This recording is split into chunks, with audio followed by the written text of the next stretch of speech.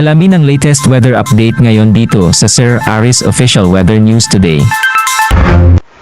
Sa kasalukuyan po ay patuloy pa rin ang pag-iral ng easterlies. Ito po yung mainit at maalinsahang hangin na nagagaling sa Karalatang Pasipiko at nakakaapekto po siya sa buong bansa. Although kung makikita po natin dito sa ating latest na satellite animation ay mamamataan pa rin po natin itong mga kumpul na kaulapan more on dito po sa may southern portion ng Mindanao. So dahil po sa epekto ng easterlies, maaring maranasan pa rin yung mga pag-ulan sa katimugang bahagi ng Mindanao area. Meanwhile, patuloy pa rin po ang maaliwalas at mainit na panahon ngayong araw sa nalalading bahagi ng ating bansa. Kung may mga pagulan man, ay mga panandalian lamang po ito ng mga thunderstorms na mas madalas nararanasan sa hapon at sa gabi.